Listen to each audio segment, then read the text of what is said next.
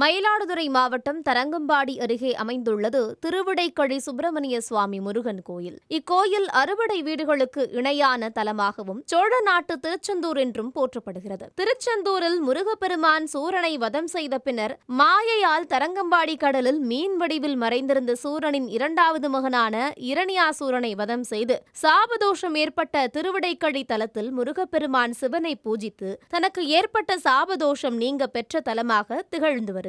அருணகிரிநாதரின் திருப்புகழில் போற்றி புகழப்பட்டுள்ள இக்கோயிலில் முருகப்பெருமானும் சிவபெருமானும் ஒன்று என்று தத்துவத்தில் அமைக்கப்பட்டுள்ள ஒரே திருத்தலமாகும். இங்கு சிவபெருமானும் முருகப்பெருமானும் ஒரே கருவறையில் எழுந்தருளி உள்ளதால் முருகப்பெருமான் சிவஸ்வரூபமாக காட்சியளிக்கிறார். சிறப்புமிக்க இக்கோயிலில் வைகாசி சதய திருவிழா கடந்த 2ஆம் தேதி கொடியேற்றத்துடன் தொடங்கியது. 6ஆம் திருநாளில் முருகப்பெருமான இரயான்யசூரனை வதம் செய்யும் புராண வரலாறு நடைபெற்றது. இதனைத் தொடர்ந்து திருவிடைக்கழி கோயிலில் சுப்பிரமணியர் தேவசேனா திருக்கல்யாண உற்சவம் நடைபெற்றது. விழாவையொட்டி சுப்பிரமணியர் தேவசேனா உற்சவ மூர்த்திகள் சூரவடி மரத்தடியில் எழுந்தருள செய்யப்பட்டு ஊஞ்சல் உற்சவம் மாலை மற்றும் வைபவம் நடைபெற்றது. தொடர்ந்து ஹோமங்கள் வளர்க்கப்பட்டு மாங்கல்ய தாரணம் எனப்படும் திருக்கல்யாண வைபவம் வெகு விமர்சையாக நடந்தேறியது. பின்னர் மகாபூர்ணாகுதி செய்யப்பட்டு மகாதீபாராதனை காட்டப்பட்டது. இதில் ஏராளமான பக்தர்கள் கலந்து கொண்டு வழிபாடு நடத்தினர். திருமண வைபவத்தில் கலந்து கொண்டவர்கள் சுவாமிக்கு மொய் வைத்து தரிசனம் செய்து பிரசாதம் பெற்று சென்றனர்.